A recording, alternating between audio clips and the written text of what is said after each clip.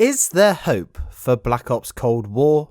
Or is it simply just too late? What's up guys, it's Average Owl making average content for the average viewer, and today I'm just going to cut straight to the chase and say that I really do think that there is a glimmer of hope on the horizon for Black Ops Cold War. Now I know that you guys know me for my long convoluted rants about skill-based matchmaking and all that sort of nonsense, but today I want to talk about something that I think could actually be a positive turn for the game, and that is that League play is coming on the 4th of February. Now look, I know this isn't going to be a one-fix solution for everything in the game, and for the most part, a lot of the issues that we are facing within Black Ops Cold War are still going to remain, and they are still going to be just as frustrating. And yes, I know that skill-based matchmaking will still be there in the public matches, but what I'm trying to say is that if there is a really decent League play implemented correctly into Black Ops Cold War, I really think that it could lend to being some genuine damn fun for the game. As many of you know, the main issue that I have with skill-based matchmaking is that for every single match you play, you're completely sweating it out just to do average, when in actual fact you're getting no reward for that. The person who is in the lower skill bracket doing the lower skill games is getting just as much experience and just as much quote-unquote fun as you are in the sweatiest of lobbies. However, I think that if they implement a really decent League play, then this could at least give us something to work towards and help alleviate some of the stresses we have in that regard. So how exactly will League play work in Black Ops Cold War? The last time that we had any sort of League play was in Black Ops 4. I know that in Modern Warfare we did have the CDL playlist, but that was in no way any form of ranked play. All that did was let us all play under the same constraints as the pro players, but still did not give us any reward or rank for our efforts. Whereas in Black Ops 4, they had an actual League play with actual rules, and most importantly of all, actual tangible ranks. The thing that I've been saying for the longest time about skill-based matchmaking that makes it so bad is the fact that there is no rank and there is no way of seeing where we place within the general community.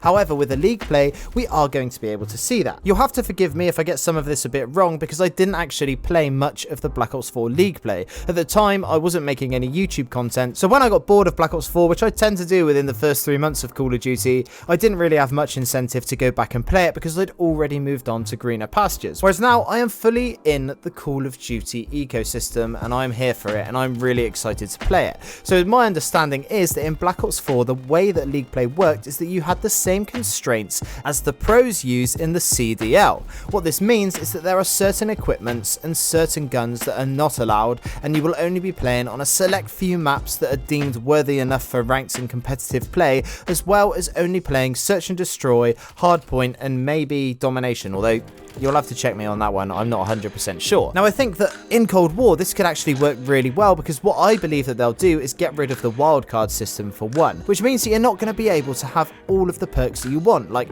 Ninja, Ghost, Flak Jacket and Tac Mask. This means that there's going to be a lot more variety and there's going to be a lot more room for you to be able to outplay your opponents. For example, if you want to choose a really quiet, sneaky loadout so that you can perhaps flank, you're going to have to make that decision between choosing Ninja or Ghost. What this means is that you may not be able to stay completely off the radar if the enemy gets a UAV because you've chosen Ninja, but on the flip side of that, if you've chosen Ghost instead, then your footsteps are going to be a lot louder. So there's going to be an actual toss-up between which is going to be better for you to choose, which I think is going to make the game much more interesting. Now, on top of this, I think that they're going to limit what guns you'll be able to use. For example, still to this day, the AK-47 is above and beyond the most powerful assault rifle in the game. The thing is a goddamn laser beam and it absolutely shreds. I'm still using it to this day because, to be honest, I find it very hard to use other guns when I know that this gun is ultimately the best, and when I'm only hopping on for 2 or 3 games, I'm not going to handicap myself when I'm already placed into these competitive lobbies. So I think what will happen in the League play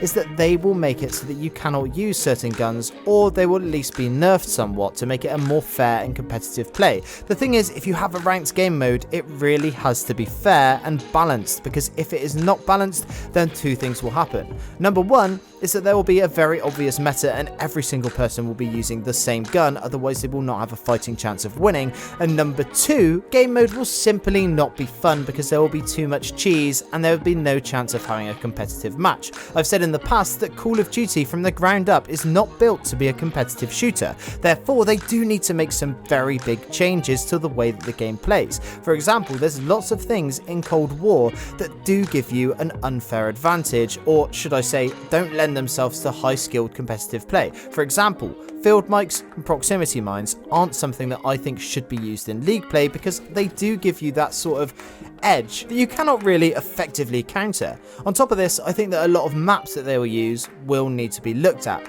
I think maps like Miami, where they might be good for something like Search and Destroy, I do not believe that they're very good for Domination. So if Domination is in the playlist, they shouldn't have Domination on Miami. On the flip side of that, maps like Garrison simply do not work that well for Search and Destroy, and so on. So there are definite tweaks that need to be made. But I think overall that this could be a good step forward for Cold War. Look, we gotta face it at some point that skill-based matchmaking is not gonna go anywhere, at least for the time being, when it comes to Cold War. So the next best thing we can do is actually get something for sweating out this much. The issue is in Black Ops 4, they did have these sort of league play events, which means that you could only up your rank and climb the rank ladder during these specific days that these events are on, usually over a weekend. Now, I honestly hope that this league play becomes like a permanent fixture and something that you can choose to play one or the other at any time that you're on the game. I honestly don't think that I personally would want to play casuals and public matches if I had ranked play as an option, as long as there is still skill-based matchmaking within pubs.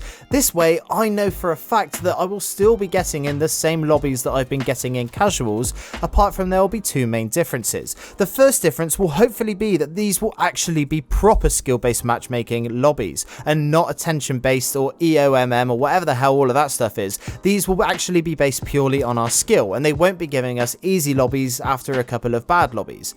Now, I know that that sounds hopeful and it might be a tall ask, but really if they want to implement this service and make people take it seriously, they do need to have a robust matchmaking system, otherwise it will simply fall apart. And secondly, I'm sick and tired of the only thing that I can grind for being either my rank or my camos. The camos are the most frustrating thing in the world because it's so hard to do all the shit weapons when you've got to use the meta weapons to even have fun in a game. And as for the ranks literally mean absolutely fuck all, because the only way that you can up your rank is just by playing more. And a rubbish player who plays a lot will have the exact same rank as a good player who plays a lot, albeit a few levels difference here and there, but you get my point. The point is, I want something to say, I am a silver player, or I am a gold player, or if it comes down to it, maybe I am a bronze player, but the point of the matter is, I feel like we should know, and I feel like the game will be a lot more fun for it. But anyway, that's all I really wanted to say about league play in Black Ops Cold War, and I really want you guys to have a discussion about it down in the comments below. What do you think about league play? Are you going to play it, and do you think it will be good for Cold War? Now, for those of you who have watched my videos for a while, you'll know that I love to see who sticks around until the end. So, if you're still here, I'd like you to let me know by answering this question down in the comments. If a genie gave you one wish to get rid of anything in the world, what would it be? Anyway, that's it from me today. I'm Average Joel. Peace.